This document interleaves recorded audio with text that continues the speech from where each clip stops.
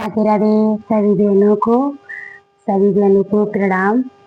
और सभी लोगों को निवेदन है फुल वॉच वीडियो देखें और जाने कि तीजों पर क्या क्या होता है, तीजों पर कैसे पूजा होती है और जो लोग नए हैं वो लोग कैसे पूजा करें और व्रत कितनी देर रखना चाहिए और व्रत कितना फलदायक होता है।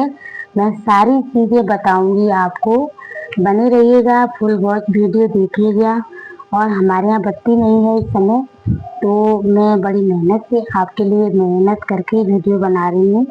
तो प्लीज़ आप लोग इस चीज़ को समझिएगा और हरियाली चीज़ों की बधाई लीजिए हमारी तरफ से। सबसे पहले सबको बधाई हो, सबको खुशी मिले और पूजा पाठ बड़े अच्छे से हो जाए सबका। बस मैं यही प्रार्थना करती हूँ भगवान से।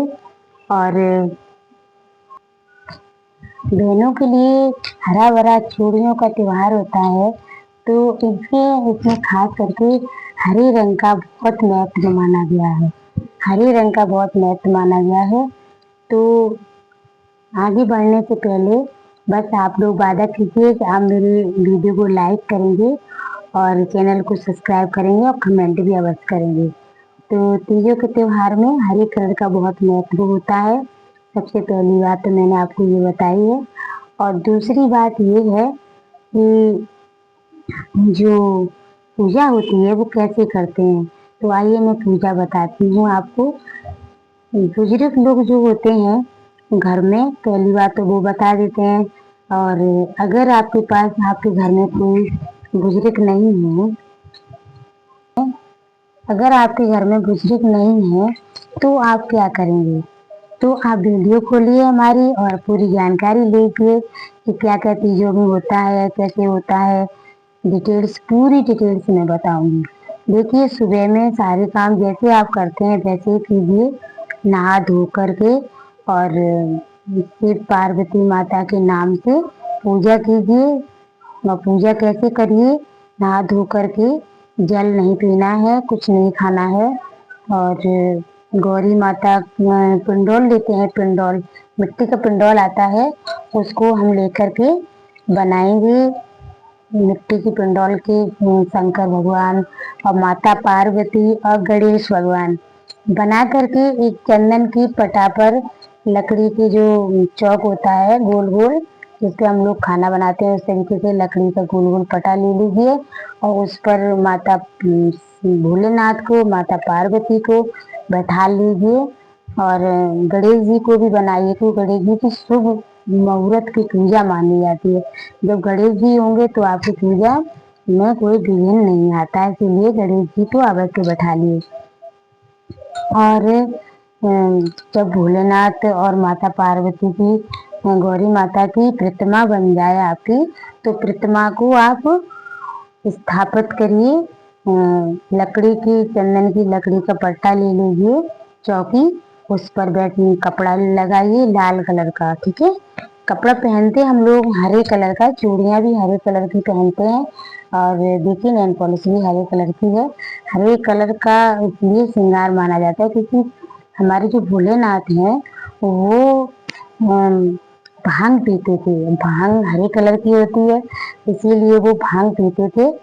और उसके बाद में लाल कपड़ा बिछाइए, लाल कपड़ा बिछा करके फिर आप उस पर जो है माता गौरी और भोलेनाथ को बैठाल करके फिर अपना वो उनको स्थापित कर दिया। तो उसके बाद आपको क्या करना है, अच्छे अच्छे पकवान बनाइए, पूड़ी सब्जी खीर और सारी चीज़ें बना करके थाल में लगा लीजिए। फल, आपकी जो भावनाओं है, जो आपकी जितनी सेवा करने की भगवान को श्रद्धा आपकी है, तो उतने आप फल मंगा लीजिए और मिठाइयाँ लगा लीजिए। और मिठाइयाँ लगा करके सारी चीज़ें, आपका भोग का जो चीज़ें होती हैं वो सारी चीज़ें एक थाल में लगा करके और भोलेनाथ को अर्पण कर दीजिए।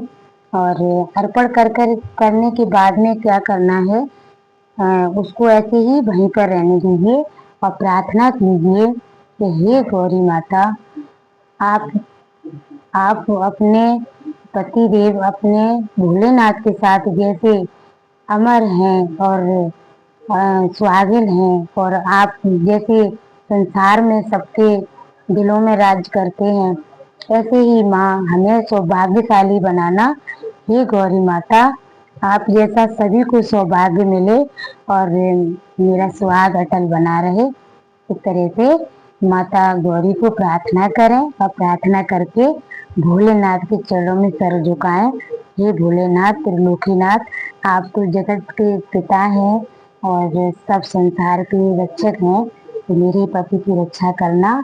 और इस तरीके से आप जो है माता गौरी और भोलेनाथ की पूजा संपन्न करें। और उसमें आपको एक चीज और रखनी है, अपने जो पूजा सामग्री है उसमें सारी चीजें, घी का दीपक है, धूप बत्ती है और कुमकुम का तिलक है, ये थाल आप एक अलग से पूजा का सजा लें। जब आप पूरी जो है कहानी गौरी माता की और भोलेनाथ की कहानी बोल करके जब आरती करें, फिर आरती करने से पहले तिलक करें, तिलक करने के बाद भोग लगाएं और भोग लगाने के बाद फिर आरती करें और आरती करने के बाद भगवान को प्रणाम करें। और उसके बाद आपकी जितनी श्रद्धा है, अगर आपकी श्रद्धा है कि आप शाम तक व्रत रख सकते हैं, तो इसमें ऐसा कुछ नहीं है कि भूखे रहना हो। प्रभु कहते हैं पूजा निमट जाए फिर आप भोजन कर सकते हो। तो हमारे यहाँ ऐसा होता है और आपके यहाँ कैसा होता है वो आप थोड़ा सा समझिएगा कि अगर आपके घर में शाम को व्रत खुलता है तो आप शाम को ही व्रत खोलिएगा। और अगर दिन में आपका पूजा पाठ निमट जाता है तो आप दिन में भी व्रत खोल सकते हैं। बस उनका महत्व ये होता है कि जब तक आप प्रतिमा नहीं बना लेते भगवान की और गौरी माता की, तब तक आपका पूजन पूरा नहीं माना जाएगा। और बनाने के बाद ही सारी चीजें बना करके भोग लगाते हैं, फिर उसके बाद ही आपकी पूजा पूरी मानी जाती है। तो अगर आपके अंदर क्षमता है व्रत रखने की, तो आप पूरा शाम तक व्रत रहिए। और श्रृंगार में क्या क्या पहनना है आपको, हरी साड़ी पहननी है और हरी चूड़ियाँ पहननी है। हरी चूड़ियाँ पहनने के बाद में आपको जो है हरे कलर का जो है महत्व बहुत ज्यादा माना गया है, तो हरे कलर का साड़ी, सारे कपड़े सारे वस्त्र आपके हरे कलर के होने चाहिए।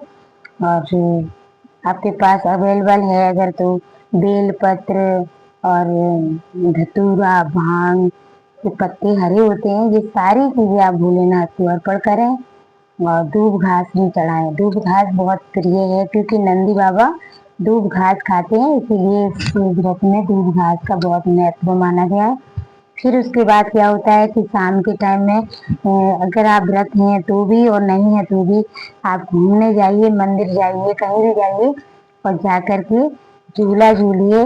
और गौरी माता के व्रत में झूला का बहुत महत्व है, तो झूला बहुत झूला पड़ गयो, झूला तो पड़ गयो अमुआ की डाल पे भी, झूला तो पड़ गयो अमुआ की डाल पे भी, ये भी कोई हम भी ये भी कोई तुम भी, चलेंगे झूलन आगे झूला तो पड़ गयो।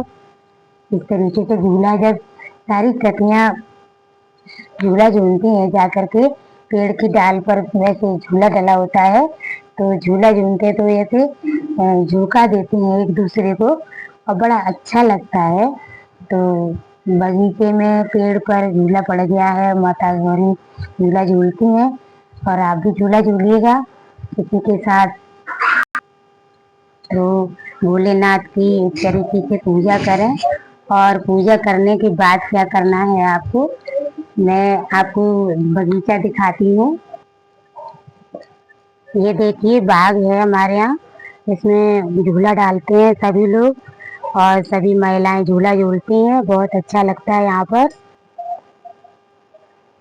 आपने देखा कि जो मैं मेरे यहाँ पे जो बाग है उसमें तैयारियां चल रही हैं और झूला पड़ेगा कल को। फिर परसों जब तीजें हैं तो तीजें झूला झूलने के लिए सारी बहनें आएंगी और सभी झूला झूलेंगे बड़े अच्छे से। और बहुत रौनक रहती है उसमें पूरे बगीचे में।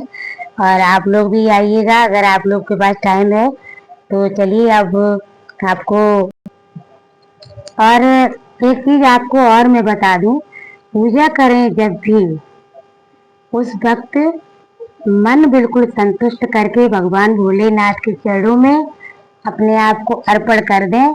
हे प्रभु, जो कुछ है सब तुम्हारा है, मेरा तो कुछ भी नहीं।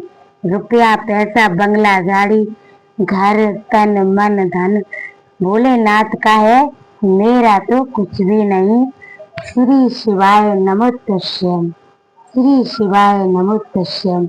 ओम नमो भगवते वासुदेवाय। ओम नमो नमः शिवाय। जय गौरी माता की, जय भोलेनाथ की।